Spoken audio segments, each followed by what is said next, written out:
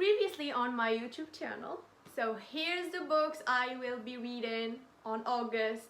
What do you think, besties? Did I stick to my plan? Did I finish my August TBR? You can guess. I'm gonna do a drum roll. If you guessed yes, you are correct, and if you guessed no, you are also correct. Let me explain myself. So technically I did read all my August TBR except for two. One is meant to be. Trust me, besties, I tried, but I got into like 3 chapters in and I DNF'd it. I was like, no, I'm done. It's not for me. And another one is Alone with You in the Ether. I didn't DNF it or anything, but when I opened it, I noticed that it's in 3rd person and I wasn't in the right headspace for it. Also, the writing is a bit complicated and I want to enjoy this book because it's my best friend favorite. And to do that, I have to read it when I'm not feeling pressured. Know what I mean? Did that make sense? I hope it does. But the good news is that I read 21 books in August and I'm so happy about this. I'm so proud. Let's do a review and rating of all of them. So sit tight, bring your coffee, and let's get into it. I'm so excited. The very first book that I read literally in the 1st of August was Minx by Sophie Lark. This story follows up Ramses, who is a self-made billionaire, and he always gets what he wants. So when he sees Blake, he'll be like, I want her. So they strike a deal to play a specific game with rules, of course. They set some rules, but will they break these rules? I don't know. And will this arrangement consume them both? I don't know. Maybe. You have to read it to find out. This book was a 4 stars for me. I've always loved Sophie Lark writing. I don't know, it's just something about it that is so addicting. I never get bored, and this one was no different. I loved the power dynamic of these two characters. Like, they thrive on being in control of their own lives and they fight to always stay on top, and I thought that was amazing. Also, I may shed a tear because there was some heavy moment and I also related to Blake character. So yeah, I like this book, and if you want something quick, something fast-paced, read this one. Next was Crooked Kingdom. Oh my god, this book, this freaking book. So it's the second in the duet. The first one is 6 of Crows. I read it a long time ago and I finally read Crooked Kingdom and I had my closure. The story, of course, starts in 6 of Crow. We follow Cas Breaker, who is a ruthless, dangerous and brilliant con man, and his crew of thieves trying to complete an impossible mission or heist. I mean, it's so interesting, right? I know everyone keeps wondering if they should read Shadow and Bone's trilogy before getting into these two. I personally didn't. I only read 6 of Crows and Crooked Kingdom, but a very important detail is that I watched the TV show on Netflix. So when I started these two, I knew what I was getting into. I knew the world and everything. So I don't know if it will make sense to you if you've never watched the show, if you don't know anything about it and you just start with this. I don't know if it will make sense to you. I really don't know, but you can try and see how it goes. So why didn't I read Shadow and Bone's trilogy? Because I hated Alina Starkov. I didn't care for her. She was annoying. I don't know if it's an popular opinion. I'm sorry if you love her, but for me, she's not it. Also, I thought Netflix didn't do the Crows justice. I wanted more of them. I wanted to see more of them. That's why I read about them. This duet literally destroyed me. I love it with everything that I have. It was so well written that the dialogue flows effortlessly and it's in different POVs, so you get all the characters' interest, backstories, which I thought was amazing. I will always have a physical bond with this duet. It's just one of those stories that is unforgettable and will stay with you. 5 stars, of course. The next read was Do I Know You? So this book is about Eliza and Graham, who has been gifted a romantic getaway for their 5-year anniversary. And for everyone, it's the best destination to fall in love. But for them, it's the last place they want to be because they are having crisis. A mistake happens and they get introduced as complete strangers. They don't correct it because it may or may not be the only thing that will save their marriage. How interesting. I give this book 4 stars, and to say it was unexpected will be an understatement because it had a sense of realism. And usually I hate this, but in this one I enjoyed it so much, and I loved that there was no cheating, no unnecessary miscommunication, and the couple felt so mature, which was amazing. Also, it's the perfect answer for what happened when a relationship that once felt so exciting falls apart. The writing style was so beautiful and well done, although Lisa made me a bit angry because I felt like she wasn't trying as hard as Graham was. But yeah, it is definitely worth reading if you want to change a bit and if you want something real and thoughtful. Next is Nemesis. It's a mafia, I don't know if it's dark romance, but check the trigger warnings. We follow up Sophia, who is out for revenge on the man that killed her parent, Victor. She marries him, yeah, because she doesn't want a easy revenge.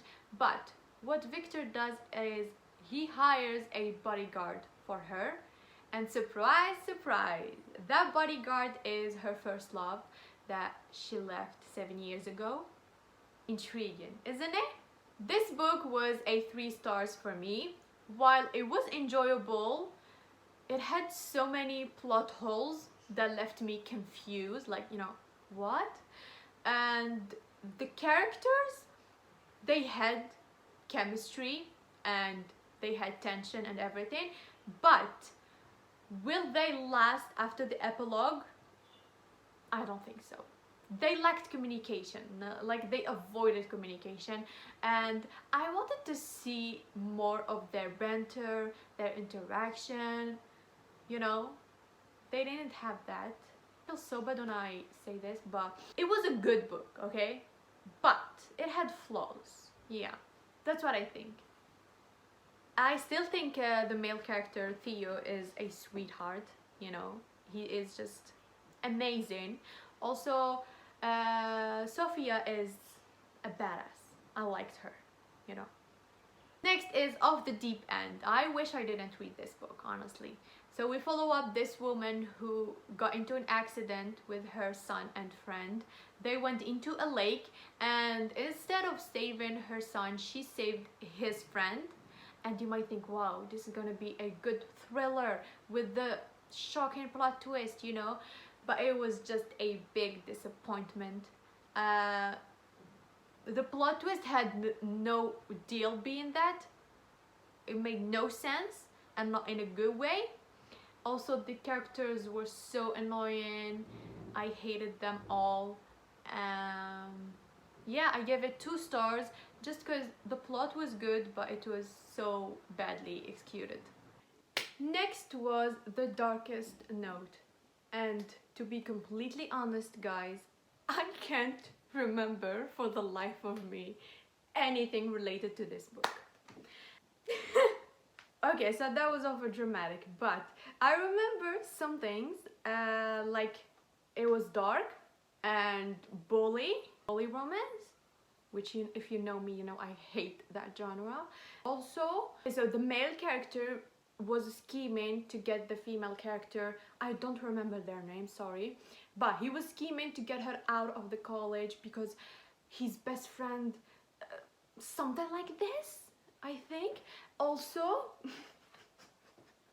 I can't believe I'm gonna say this, but he falls in love with her alter ego, which is the same person, you know, like alter ego, but in her alter ego she puts on a wig, a red wig, and some makeup, so he can't recognize her. He will, oh, she is not the same person. I love this person, but the one in college, I hate her, and he doesn't know it's the same person. I hate this trope. I freaking hate it. Like, how can you not recognize her? Are you dumb? Are you stupid? I need to calm down. But yeah, I just hate this trope. I think it's so unnecessary. I don't know if it's a trope, but I think it's called secret identity, or I don't know, alter ego trope. It's so stupid, okay? Like, no. But here on my Goodreads, I rated it 3 stars. I don't know why, maybe I liked some things in it. Okay, so I'm a very forgetful person, so when I finish a book I go strictly to Goodreads to rate it or review it so I don't forget. So yeah, I put it 3 stars. I don't know why. I think after all what I said, I think it's 1 star. But yeah, maybe I liked it at that moment and now I'm reevaluating myself, you know? But yeah. Next, guys. It's the way I used to be. I don't know why I'm smiling. This book depressed me for a whole week. Let's get into it. So we follow up Eden after she went into a traumatic event, sexual assault. All she wants to do is rewind clock and live that day again to do things differently. But unfortunately she can't, so she buries the truth along with the girl she used to be, thinking she doesn't need anyone. And as time goes on, she realizes that no one is gonna save her but herself. Just a small disclaimer, this book is not for anyone, so if you have a fragile mental health, I do not recommend it. It is not for you, so don't read it, okay? This book was heartbreaking. I have never been triggered in my life while reading a book like I did with this one.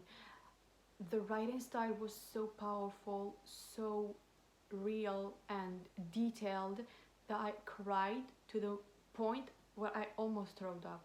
And I had to take breaks between pages just so I could breathe. It was so fascinating to me how the author portrayed trauma in a way that felt so intense and so realistic. This book brings so much awareness and changes perspective of a lot of things. Even though this book is fictional, I know that there are millions of people out there who have shared the same experience, and I am just so sorry that you went through it. But I think you are amazing for surviving and for being here right now. Next is the Windsor. We have The Wrong Bride, The Temporary Wife, and The Unwanted Marriage. All of these are arranged marriages. So we follow up in the first story Raz and Raven. Raven is his sister fiance. He was set to marry her sister, but then she gets cold feet, so he ended up marrying her instead. I know it sounds weird, but they are billionaires who are bound to marry each other so they can get their inheritance. Did that make sense? Yes, it did. The second one is about Luca and Valentina, his secretary. I don't know how to say that word. Anyway, he was supposed to marry another woman, but he doesn't like her and he feels like only Valentina gets him. So he goes on and strike a deal with her to have a marriage of convenience that benefit both of them. But they set some ground rules that maybe they will break. I don't know. The last one, The Unwanted Marriage, we follow up Dion and Faye, who has been engaged since forever and they were like always meant to get married, but Dion was always distancing himself from her until he sees her at the window and he was like, I'm done running away. A bit too late, don't you think? The series was 4 stars for me. I enjoyed it. I had so much fun reading it. It made me laugh, it made me smile, it made me kick my feet in the air, it made me blush. You know, it was good, but also it made me a bit angry. Some parts were like, why did you do that, you know? But yeah, I do recommend it if you want to read arranged marriage or marriage of convenience. Go for it. And then I read Highest Bidder. I will not acknowledge this book with words. I would just say I gave it 1 star and move on with my life. Then I read The Plan. It's about this girl, I forgot her name, I'm sorry. Anyway, she goes on to fake date her bodyguard that she didn't want to have. Okay, they are opposites, like completely opposite. He's like grumpy and she is sunshine. I give it 3 stars. I don't know why, but now I'm thinking about it, it should be 2 stars. Why? Okay, it's not, this part made me confused. Okay, it's not why I gave it 2 stars, but he is supposed to be grumpy and mad and he doesn't talk and always you know, but one time they were driving around, like he was driving her to, anyway, he puts on a music, are you ready, and he literally starts singing. And while I don't mind it when characters sing, in this I did mind it, like it was just out of nowhere. Like I was not expecting that. I was reading and then he would and then in the middle she said he started singing. I burst out laughing. Bro, what? It's so out of character. He is grumpy, he starts singing. I started imagining. Anyway, it was 2 stars. Moving on. Then we have Out on a Limp. In this book we follow up Winifred, or Win, who's always trying to prove to anyone and to herself that she can do it alone. That until she meets Beau, and after some minor adjustment she realizes that maybe she doesn't have to do it all alone, and they decided to become friends. This book was a 5 stars for me. It was so heartwarming and I would describe it as a big and comfy and sentimental hug. It was just so sweet and such a unique story. I loved the relationship between the characters, how they communicated, how they got comfortable with each other's disabilities, so it wasn't a taboo subject in their relationship, which I thought was amazing. The writing style was splendid and some characters made me laugh out loud. Like her relationship with her best friend was so relatable. I kept texting my best friend saying, oh my god, this is us. So yeah, I just loved it so much and I feel like this book will charm everyone. And then I read Fourth Wing, and in this story we follow up Violet, a 21 years old girl who was sent to this war college by her mother, the general. And if you thought it's a normal, typical college, you thought wrong, because it's a literal game of survival and who will make it to graduation. In this college, it's basically where you have to learn how to ride a dragon or you die. And not to mention that everyone wants to kill her, either because they think she's too weak, too fragile, and they want to eliminate any weaknesses, or because they have conflict with her mother, and one of them is Zedden Ryson. Zedden is one of the most powerful writers. He's dangerous, ruthless, and mysterious. Like you get the vibe that he's hiding secrets, and he's also her sworn enemy. So if you know, you know, it's enemies to lovers. Love it. This book was a 5 stars for me, and if you follow me on Instagram and TikTok, you know I am obsessed with it. I just lost track of time while reading. I kept turning the pages until I finished it, and it was thick, like 900 pages. I finished it in 1 day. Couldn't stop reading. The writing style was so addicting that you can't help but be hooked from the very first pages. Also for me, what makes usually a book 5 stars is when there is a strong female character, and Violet was one of the baddest. Even though she had a chronic illness that didn't stop her or define her. Also, it has one of the most believable enemies to lovers, like the way they fought with each other, the way they teased each other, and the tension was impeccable. The dragons were so funny and sassy, and we have a very strong plot line. I just love this book with everything that I have, and I could never recommend it enough. Next is Crowns of Nyaxia. We have the Serpent and the Wings of Night, the Ashes and the Star-Cursed King. In this duet we follow up Aurea, a human that was taken when she was little by this vampire king and become his daughter. Every 100 years we have these games where basically you have to survive 5 trials so that this queen of vampires, Nyaxia, will grant you a wish. And Aurea thought it's a good idea to enter. She wants to feel belonged, and she is the only human besides all these vampires. Then she meets Rain. He is a perfection. They don't trust each other, but they have to work with each other. You get it. It's like we have a rival kind of thing. The first one was a 4 stars and the second one is a 5 stars. What I loved most about this book was Aurea's determination. She was focused on herself and on winning, and I thought that was so inspiring. Also, the relationship between the characters were so developed and not rushed. You get like the slow burn and the tension. I felt the Hunger Games movies vibe in this book, and it made me so happy because it's one of my favorite movies ever. And also I enjoyed the plot, like the fantasy, the world building, more than the romance, which was shocking because I'm a romance girly through and through. Also, the writing style was so intense.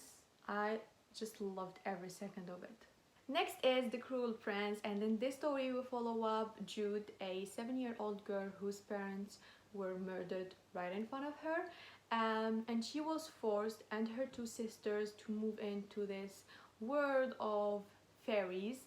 10 years later, Jude wants nothing more than to belong there, so she does everything to make that a reality. Even when her mortality stands in the way, she is determined to save her sisters and fairy itself. This book is a 5 stars for me. I loved it, even though like the first 60 page was a bit boring, but after that I was so hooked. I was so intrigued. There was a lot of things happening at once, a lot of twists and turns, and there was romance in it, but this amount, like this, you know, it's more focused on the fantasy, the world building, the politics of this world. I was so hooked, like I didn't get it. Like I personally love, you know, romance more, but it was so well written that I couldn't help but love it, you know. I loved Jude so freaking much. Like, excuse me, she is so smart. The ending was what? Like, you can tell me she isn't the mastermind. Also, Carden is like, okay, I had an image of him and it was not what I was expecting at all. Before I read this book, I thought of him in a way, and then when I finished it, it's completely different, you know. And I don't want to spoil it to you, but I loved him. Like, he is amazing. Also, I can't say much because I haven't finished like the trilogy, but for now it's a very, very good start, and I can't wait for the other 2 to finish them and give my full review. But so far, loved it.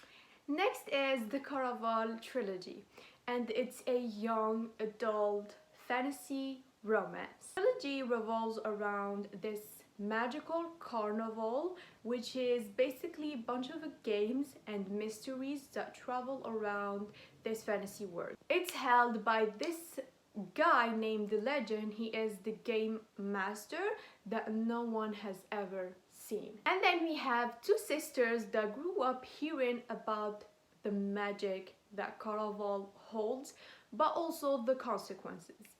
Everyone wants to be part of it to win the prize that a legend gives you, a wish of anything you want. But firstly, you have to get an invitation, and also you always have to remember that it is only a game. Otherwise, you can get swept up and get mad. One sister kept sending letter to Legend so he can grant her an invitation, and after 7 years he finally did. So the first book was a 5 stars for me, the second one 4 stars, and the last one 5 stars. And when I rate a book a 4 stars, it means I loved it, and when I rate it 5 stars, it means it's one of my favorite book ever. And this whole trilogy is still stuck on my mind. I think about it daily. I felt the magic of these books all around me. I literally got lost. I couldn't differentiate between what was real and what wasn't. It was unlike anything I've ever read. I felt like I was part of the books. Like the connection and the bond that I formed with these characters was insane, and I just related to them and loved them so much. If you grew up watching Alice in Wonderland, this trilogy will be your favorite because it had the same vibes. So I had no idea what was happening while I was reading. Every time I thought that I got a hand on it, it flipped over and reminded me that I know nothing. And the ending exploded my mind, especially in the first book. I literally had to get out of my bed and pace my room and then text my best friend because I needed to talk about it like in that moment. It was just unreal. This trilogy will always hold a special place in my heart. I can never fully move on or forget about it, like ever. And I can never recommend it enough. I want everyone to experience this. I would literally do anything to lose my memories and just reread it again for the first time. And then I read Émotion, a French poetry, and usually I'm not into it, but when this was sent to me, I thought it was the perfect start to get back into it, and it did not disappoint. If you are a beginner in French or poetry, I would definitely 100% recommend this to you. This book captures grief and healing, passion and longing, sadness and joy, and also love in all its shapes. I think it's a beautiful reminder that feelings are meant to be felt deeply. Such a nice and delicate collection of poems that, although simple and quick, it touched my heart all the same. I enjoyed it very much, and this is a 4 stars for me. And we are done, besties, with the 21 books that I read in August. Oh my god, I can't believe I just finished filming this. It just took so long for me, and that's why I want to thank you, all of you, for not giving up on me and for being patient and for watching this. I love you so much and you mean the world to me. If you enjoyed this video, don't forget to click the like button, and if you have any different opinions or thoughts, please leave them in the comment section. I want to read all of them. And also, if you have any YouTube video recommendation, give them to me, please. Again, thank you so much for watching. I love you all and see you in the next video.